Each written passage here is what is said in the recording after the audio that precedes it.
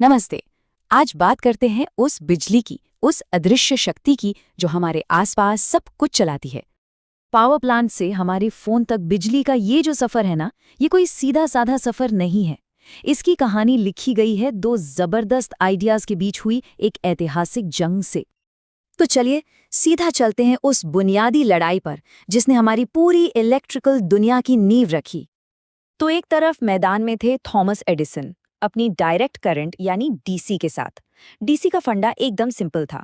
Current बस एक ही दिशा में बहता है, बिल्कुल वैसे ही जैसे किसी बैटरी से निकलता है, सीधा और स्थिर। और दूसरी तरफ थे निकोला टेस्ला और जॉर्ज वेस्टिंगहाउस, जो ऑल्टरनेटिंग करंट यानी एसी के हिमायती थे। ये एक लहर की तरह आगे पीछे होती रहती है। अब शुरू में तो सबको लगा कि डीसी ही जीतेगा, लेकिन उसमें एक बहुत बड़ी और बहुत महंगी प्रॉब्लम थी। देखिए, डीसी की सबसे बड़ी दिक्कत ये थी कि जब उसे हाई करंट पर लंबी दूरी तक भेजा जाता था, तो तारों में गर्मी की वजह से बहुत सारी एनर्जी मतलब बिजली बर्बाद हो जाती थी। इसे कहते हैं पावर लॉस। ये इतना ज्यादा था कि लंबी दूरी तक बिजली भेजना लगभग नामुमकिन था। और बस यहीं पर एसी अपने एक सीक्रेट वेपन के साथ सामने आया, जिसने पूरा खेल ही पलट दिया। और वो सीक्रेट वेपन था ट्रांसफॉर्मर, एक ऐसा जादुई डिवाइस जो एसी के साथ तो काम करता था पर डीसी के लिए पूरी तरह से बेकार था। तो ये काम कैसे करता है? देखिए, इसका तरीका बहुत ही शानदार है। पावर प्लांट से बिजली निकलने के बाद एक स्टेप अप ट्रांसफॉर्मर वोल्टेज को हजारों गुना बढ़ा देता है।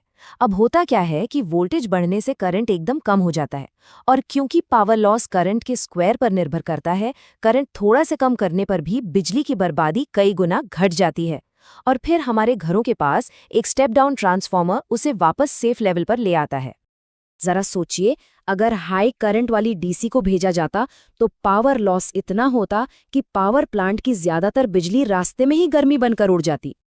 लेकिन एसी के साथ ट्रांसफॉर्मर का इस्तेमाल करके करंट को इतना कम कर दिया गया कि पावर लॉस ना के बराबर रह गया। और बस इसी एक वजह से एसी आज हमारे पावर ग्रिड का किंग है। ठीक है, तो एसी जीत गया, पर सवाल ये है कि हम इसके फ्लो को कंट्रोल कैसे करते हैं। तो चलिए अब मिलते हैं किसी भी एसी सर्किट के तीन सबसे जरूरी खिलाड़ियों से। ये तीन खिलाड़ी हैं आर यानी रेजिस्टर, एल यानी इंडक्टर और सी यानी कैपेसिटर। तीनों का अपना एक अलग कैरेक्टर है और तीनों ही एसी करंट पर अलग अलग तरह से असर डालते हैं। सबसे पहले है रेजिस्टर।